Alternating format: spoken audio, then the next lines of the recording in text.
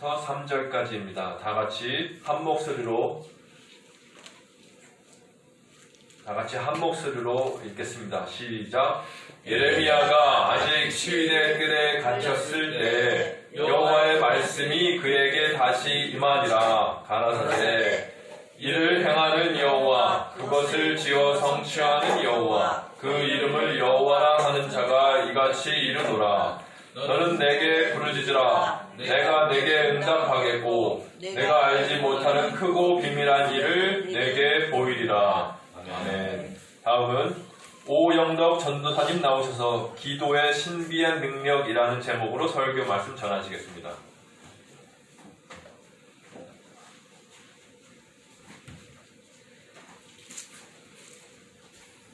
아, 1977년에 우리나라 등반대원이 세계에서 8번째로 에베레스트산을 정복했습니다. 그때 등반대장이었던 사람이 김영도 장로님이라는 분이었는데 이런 간증을 하는 것을 본 적이 있습니다. 김 장로님이 등반대원을 이끌고 험준한 코스로 올라가는데 준비했던 산소가 모두 떨어져서 큰 난간에 부딪혔다는 것입니다. 모두 산소를 마시지 못해서 이제 꼼짝없이 죽을 위기에 놓이게 되었습니다. 김 장로님은 그 순간 간절히 하나님께 기도했다고 합니다. 하나님, 우리의 일들을 주님이 맡아주시고 이끌어 주옵소서. 그때 시편 121편 3절의 말씀, 여호와께서 너희로 실족치 않게 하리라는 말씀이 떠올랐고 그는 이 말씀을 의지하며 계속 올라갔다고 합니다. 그때 발에 무언가 툭 하고 걸려서 팔 파보니까 미국 우주항공 나사에서 산소통 12개가 고스란히 파묻혀 있었고 대원들은 그 산소통을 메고 기적적으로 등반에 성공했다고 합니다. 그러면서 그는 하나님이 함께 하시지 않았다면 우리 모두는 꼼짝없이 죽었을 것입니다 라고 고백을 했습니다. 기도의 능력이 이처럼 큰 기적을 일으켰다는 겁니다.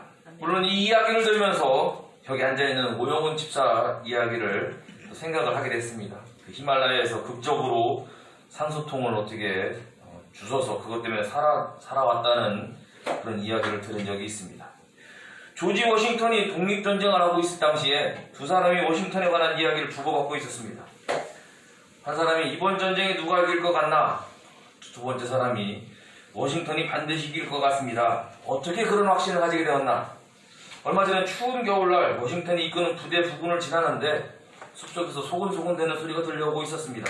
가까이 가보니 워싱턴이 눈 덮인 땅에 얼굴을 대고 기도를 하고 있었습니다.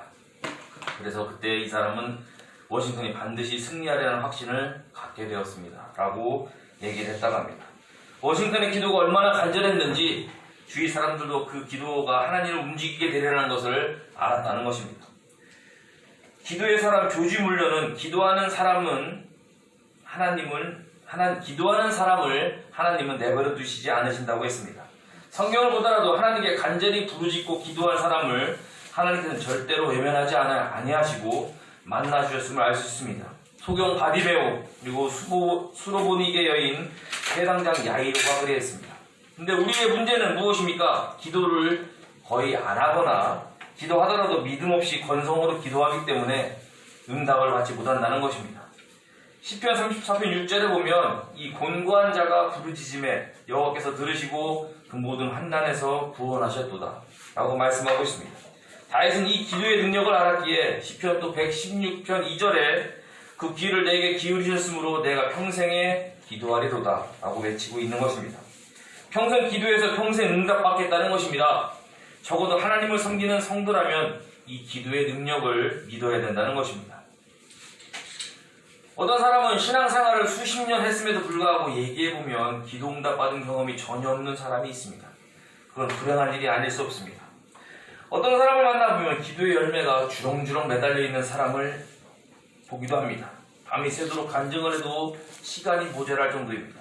어떤 사람은 어떤 어려움을 만나도 걱정이 없습니다. 왜냐하면 기도하면 된다는 확신이 있기 때문입니다.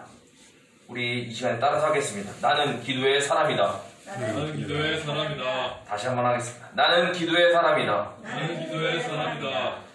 본문은 예레미야에게 주신 하나님의 계시의 한 부분입니다. 그 당시 예레미야는 하나님의 말씀을 전한다는 이유로 체포되어 수감 중에 있습니다. 그때 하나님께서 수감 중인 예레미야에게 나타나셔서 기도하면 응답하겠고 크고 비밀한 일을 보여주시겠다는 것이 오늘의 말씀의 요지입니다. 그때 예루살렘은 바벨론에 의해 점령된 상태였습니다. 그런데 예레미야가 기도하면 바벨론이 멸망하고 예루살렘이 회복된다는 것입니다. 이것은 꿈만 같은 이야기입니다. 지금 예루살렘이 바벨론에 의해 망하게 되었는데 바벨론이 망하고 예루살렘이 회복된다는 것은 그 당시로서는 이루어질 수 없는 일이었습니다. 하지만 부르짖어 기도하면 이 크고 비밀한 일이 이루어진다는 것이었습니다. 여러분 중에 지금 크고 작은 인생의 난간에 없는 사람이 없을 것입니다. 그러나 오늘 말씀 부여잡고 부르짖어 기도하면 크고 비밀한 일을 경험하게 될 것이라는 것을 저는 확신합니다. 그럼 지금부터 오늘 본문 말씀을 통해서 과연 우리가 믿고 기도를 드리면 하나님은 어떤 분이신가를 살펴보고 다시 한번 기도 응답의 확신을 가지는 시간이 되기를 바라겠습니다. 아멘. 첫 번째, 지금도 일하시는 하나님. 하나님은 어떤 분인가를 알아볼 때 첫 번째가 지금도 일하시는 하나님입니다. 2절을 보면 일을 행하시는 여호와, 그것을 지어 성취하는 여호와라고 했습니다. 창세기 1장 1절을 보면 태초에 하나님이 천지를 창조하시니라고 했습니다. 창세기는 성경이 시작되는 책입니다. 그리고 창세기 1장 1절은 창세기의 시작입니다.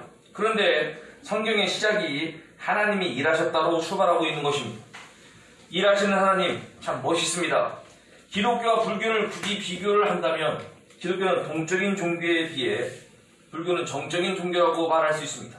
마태복음 9장 35절에 보면 예수께서 모든 성과 촌에 두루 다니사 저희 회당에서 가르치시며 전국 복음을 전파하시며 모든 병과 모든 약한 것을 고치시니라. 예수님은 세상에 오셔서 전하고 가르치고 고치셨습니다. 그리고 십자가에 죽으시고 다시 살아나셨습니다.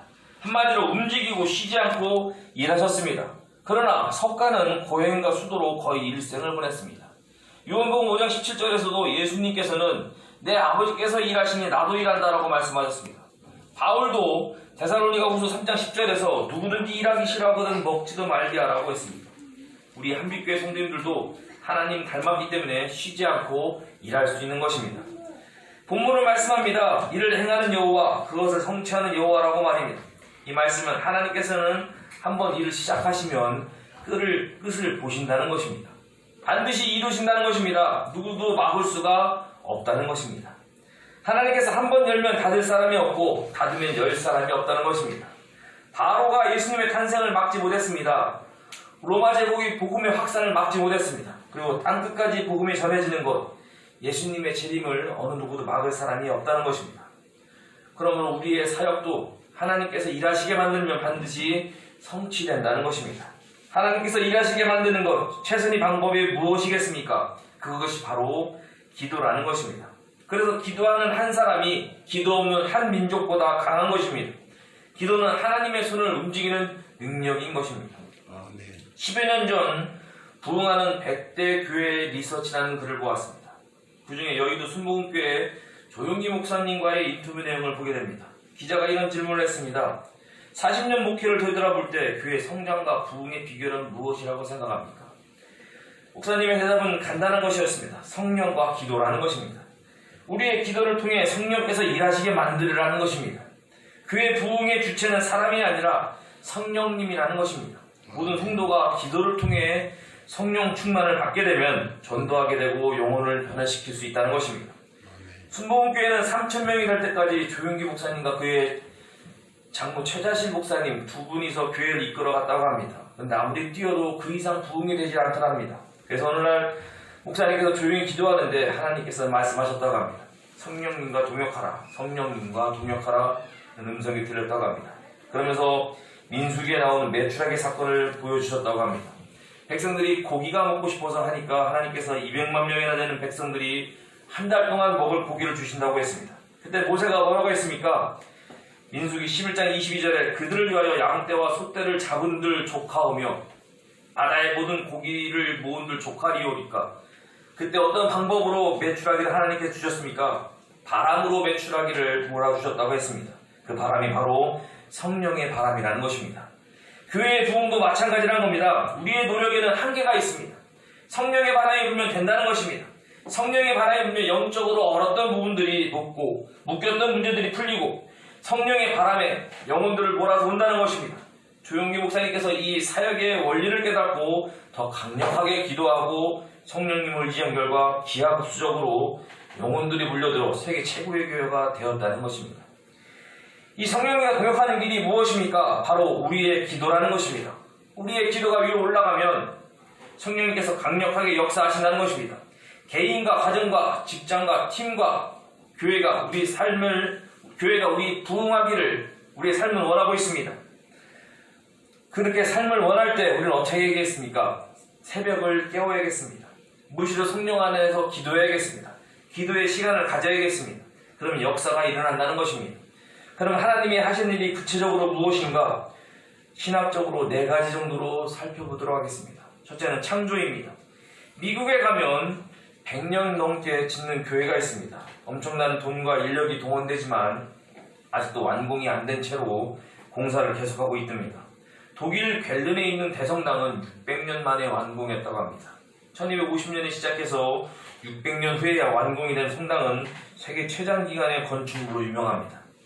그러나 하나님은 우주 삼라만상과 천지만물을 엿새 만에 창조하셨습니다. 그것도 공사를 전문 분야별로 나누어 하청이나 도급을 준 일이 없습니다. 전문가들을 동원한 일도 없습니다. 오로지 있으라는 말씀으로 한마디로 창조하셨습니다. 놀라운 일을 행하신 것입니다. 여러분의 삶 가운데 얽히고 설킨 많은 문제들이 있습니다. 오늘 주일에 하나님께서 풀릴지어다 이 한마디만 해주시면 해결될 줄 믿습니다. 잠잠하라 이 한마디만 있으면 모든 삶의 풍랑이 잠잠할 줄 우리는 믿습니다. 그러므로 우리에게 하나님의 창조의 능력만 임하면 아무리 밑바닥에서 아무것도 없는 빈손을 가지고서도 정상에 도달할 수 있는 것입니다. 두 번째, 하나님이 하시는 일은 두 번째는 섭리입니다. 우리 은하 행성들은 태양을 중심으로 떠돌고 있습니다. 태양을 중심으로 달리는 행성들이 지구, 수성, 금성, 화성, 명왕성, 목성, 토성, 천왕성, 해왕성 이렇게 9개의 행성이 있습니다. 행성 가운데 가장 큰 행성은 목성입니다. 목성은 태양으로부터 약 7억 8천만 킬로가 떨어져 있다고 합니다. 매 12년마다 태양을 한 바퀴 돈다고 합니다. 우리는 1년에 한 바퀴 돕니다.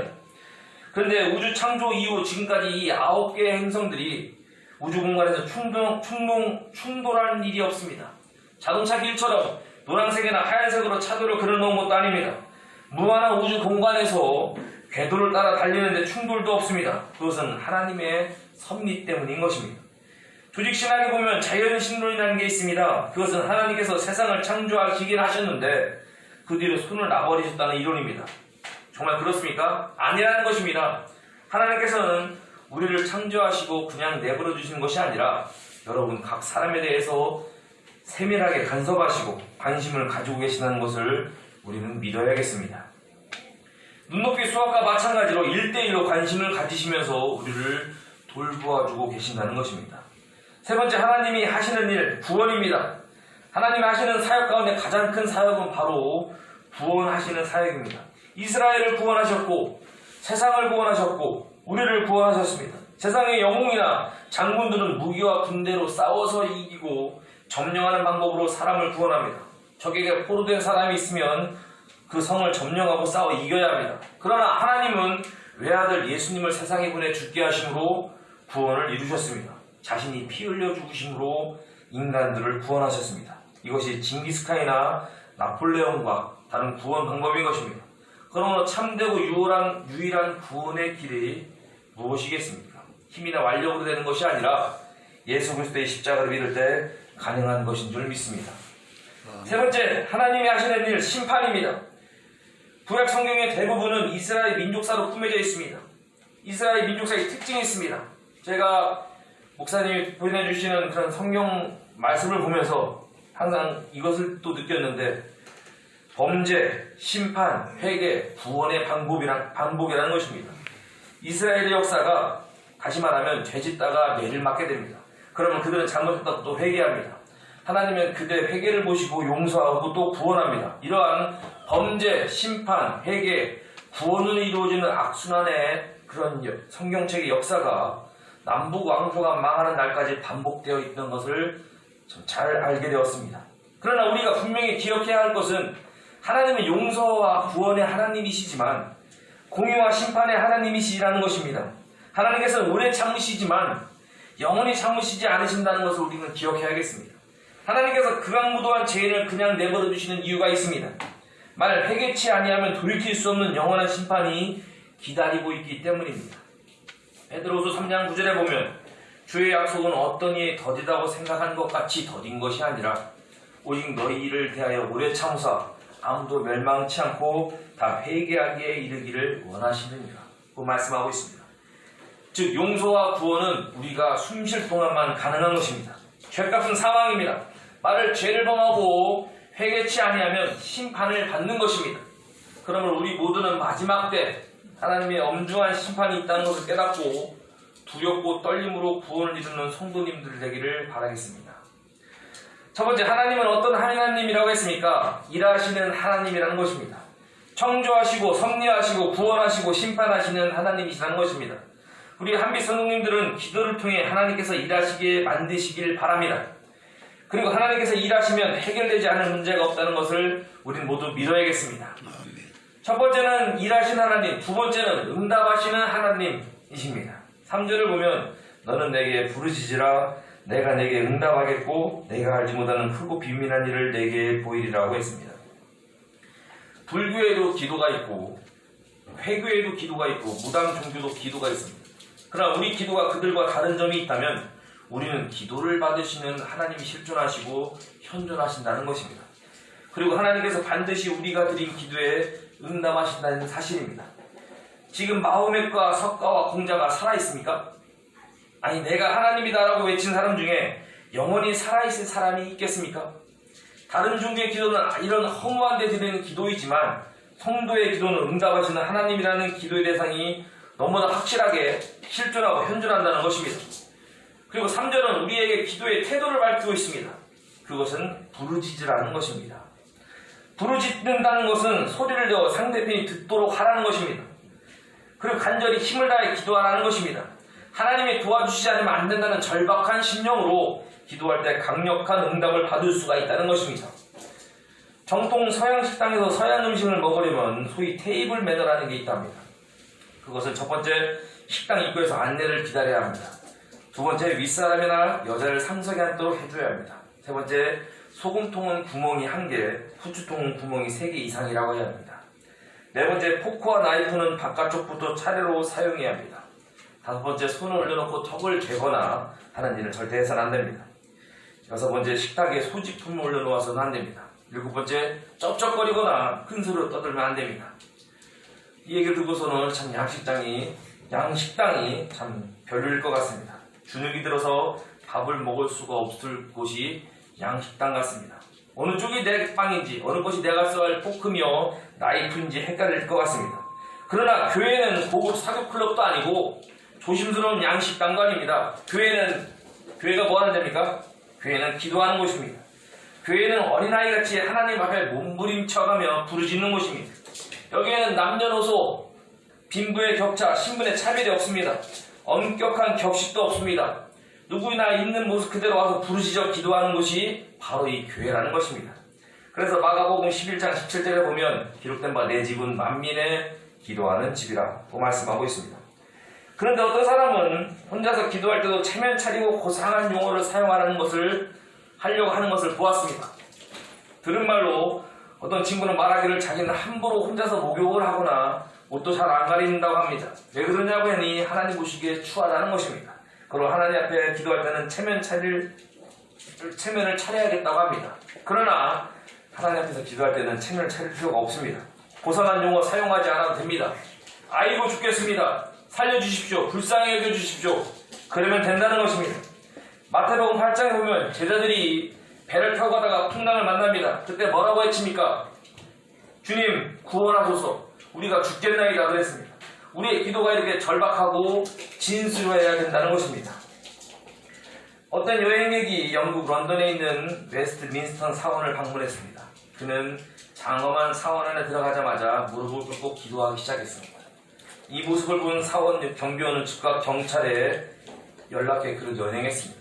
그러나 판사의 배려를 풀러난 여행객이 경비원에게 물어봤습니다. 아니 왜 기도를 못하게 하느냐? 그러니까 그의 대답은 우리가 만일 그걸 허락하게 된다면 사람들은 아무 데서나 가리지 않고 기도하러 들어와서 통제가 안 됩니다. 라는 것이었습니다. 하지만 기도를 못하게 하는 곳, 기도하지 않은 곳, 기도가 없는 곳, 교회라고 할 수 없습니다. 마찬가지로 반대로 기도하지 않는 성도, 기도에 힘쓰지 않는 성도, 기도의 필요성을 부인하지 않는 사람은 이미 성도가 아닙니다. 해변가에서 인명구조대원이라는 사람에게 누군가가 물었습니다. 해변은 시끄럽습니다. 제잘거리는 소리, 파도소리, 웃음소리, 고함소리가 어우러져 시끄러운데도 당신은 물에 빠져 살아달라고 외치는 소리를 들을 수 있습니까? 그의 대답은 물론입니다. 물에 빠진 사람이 외치대는 고함소리와 떠드는 소리는 같지 않습니다. 뛰놀며 휘젓는 소리와 물에 빠진 사람이 살려달라고 휘젓는 모습은 같지 않습니다. 저는 물에 빠진 사람의 고함소리나 휘젓는 손놀림을 듣고 볼 수 있습니다. 라고 했다고 합니다. 그렇습니다. 하나님은 나의 고함소리를 들으십니다. 나의 손놀림과 아우성을 보고 들으신다는 것입니다. 이것은 무엇과 같은가 하면 막 걸음만 하는 아이가 아무리 혼자 있는 것, 혼자 돌아다니는 것 같아도 그 주위에 항상 엄마가 촉각을 곤두세우고 지켜보는 거고 있는 것과 같다는 것입니다. 그리고 우리가 부르짖어 기도할 때 우리가 상상하는 것보다 더 크고 비밀한 것으로 응답해 주신다는 것입니다. 에베소서 3장 20절에도 보면 우리 가운데서 역사하시는 능력대로 우리의 온갖 구하는 것이나 생각하는 것에 더 넘치도록 능히 하실 이에게 라고 했습니다. 그러므로 하나님의 큰 손을 나의 인간적인 계산으로 제한해서는 안 된다는 것입니다. 기도의 응답의 가능성을 활짝 열고 활짝 열어놓고 기대하면서 기도하라는 것입니다. 한 가지 예를 들면 기도는 무엇과 같은 줄 아십니까? 형광등이 켜지는 원리와 같습니다. 형광등 안에는 가스가 들어가 있고 플러스 마이너스 전극이 있어서 전극 사이로 전류가 흐르게 되면 1초에 수백 번의 빛이 왔다 갔다 합니다. 그래서 백열등보다 형광등을 켜면 눈이 더 나빠진다고 합니다. 그러나 우리들은 형광등을 켤 때 형광등의 작동 원리, 배선등에 대해서 알 필요가 없습니다. 단지 스위치만 누를 줄 알면 됩니다. 그냥 스위치만 누르면 형광등이 들어온다는 것입니다. 기도도 마찬가지라는 것입니다. 기도 응답이 어떻게 나오는가 그 과정을 알 필요가 없다는 것입니다. 그냥 기도하면 응답의 불이 들어온다는 것입니다. 오히려 나의 머리로 계산하면 하나님의 능력을 제한할 수 있다는 것입니다. 우리가 생각하는 것보다 훨씬 더 오묘하고 놀랍게 기도 응답이 올 것을 기대하라는 것입니다.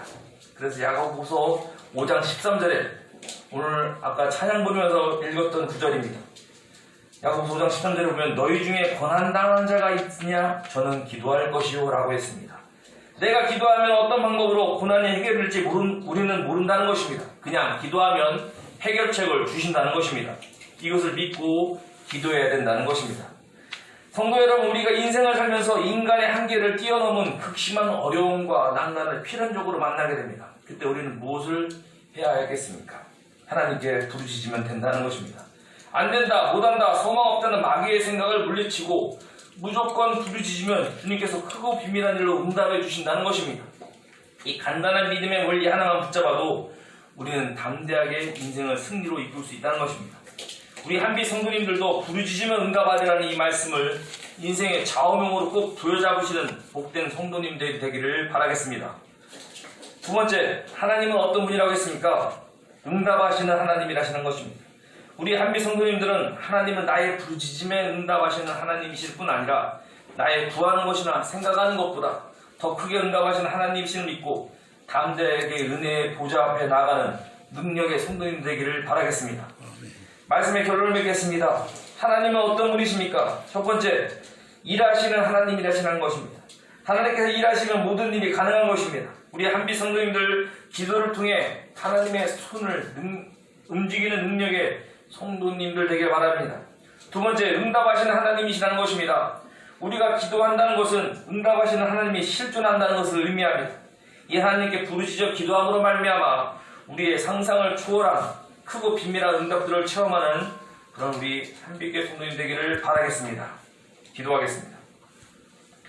할렐루야. 하나님 감사합니다. 하나님 오늘 말씀 기도의 신비한 능력 이런 말씀 같이 나눠봤습니다. 저희들 살아가면서 참으로 어느덧 기도 소리가 작아지고 참으로 기도에 매진하지 않는 저희 모습을 보게 됩니다.